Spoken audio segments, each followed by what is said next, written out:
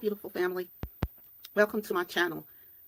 As you can see, I've still got that frosty look going on my phone camera, and I'm looking to get paid so I can get another camera. I've already ordered my 2 Chromebooks, and I'm getting my laptop fixed.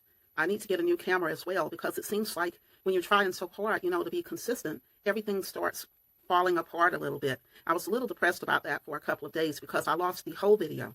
It's on my phone, but I can't retrieve it. I somehow did something where it won't upload, and I'm not able to edit it. So I decided I'll just have to start from scratch with what I have, and hopefully you'll understand.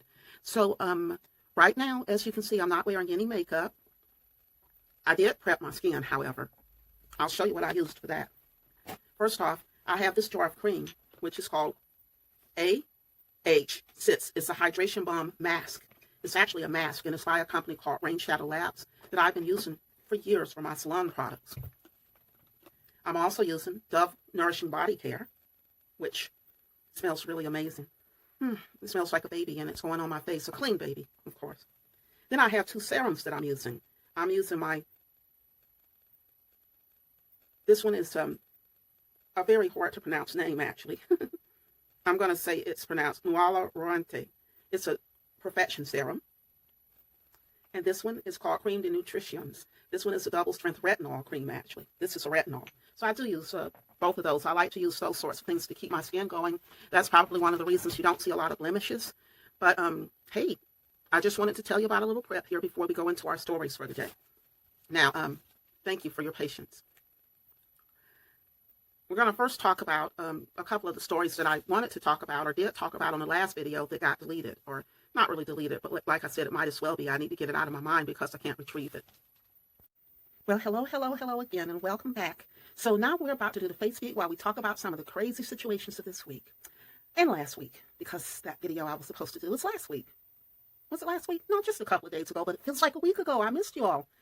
We was talking about William Slanton. He's 35 years old, and he's in a lot of trouble now. He's done all kinds of craziness, and we're going to talk about that for just a moment.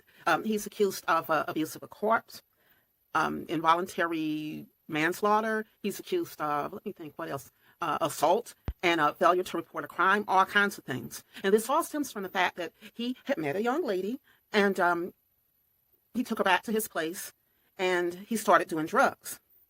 And all he remembers is that, according to him, he was with her. He started doing drugs. He fell asleep. And when he woke up, he saw her hanging. So then that's when the rest of his dismemberment plan went into action. So he lived at 3200 Yankee Road.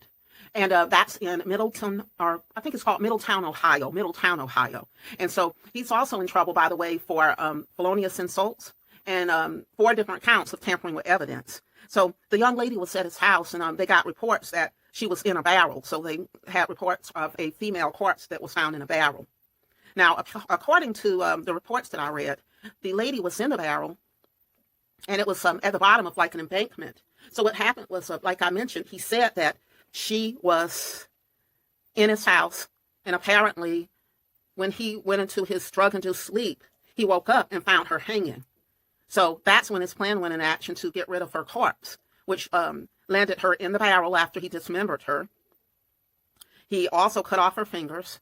And in addition to that, he cut each of the tattoos off of her body, which I'm not sure why he did that. Maybe he did that because he thought it would harm or tamper with evidence. In other words, the police wouldn't be able to identify her body without the tattoos, because I don't know if you all know, but for people like me who have had a tattoo or have tattoos, each tattoo is unique to the person and is registered, so you can identify a person by their tattoos. Yes. So the officers made contact with Slanton, and that's when he told them this story about how the body ended up there in the barrel and how he was responsible for it. Isn't that scary to think that something like that would happen? And I just, it's just like the man I talked about recently named Melvin, who cut the woman up and carried part of his body with him in the suitcase when he went to visit his mother.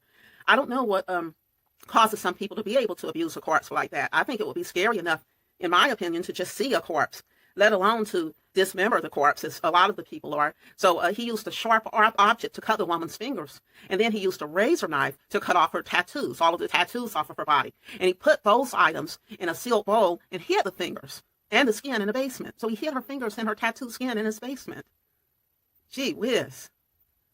Wow. Okay, so I went and added my turquoise necklace here, and we're going to go on and talk about the next story, which comes out of Lexington, Nebraska. And this is a real crazy one. This is more of the flesh concealer. Well, actually, it's foundation stick, but I use it as concealer because I don't need a real heavy concealer. We have a couple there that was allegedly involved in witchcraft. They have a witchcraft coven, and they claim to be the leaders of the coven. And they're they're facing the death penalty because they killed and dismembered this woman. She was a 24-year-old. And this is a crazy story. This is more of the flesh, same color biscuit. And this is the liquid foundation that goes along with that stick foundation. I'll show it to you. See? Okay. Now, this Nebraska woman was 24 years old, who they are accused of killing. And they met her on Tinder, one of the dating sites. Now, I want us to all be careful when it comes to the dating apps. Now, I'm not playing mother judgment here. Look, I've used some dating apps too, not Tinder, but I have a lot of friends who've used Tinder. They like it because they say that it's good for hookups. I'm more serious though. I'm not one of those people who's into hookups. So even when I use a dating app, I tend to use the ones that are more for a real relationship.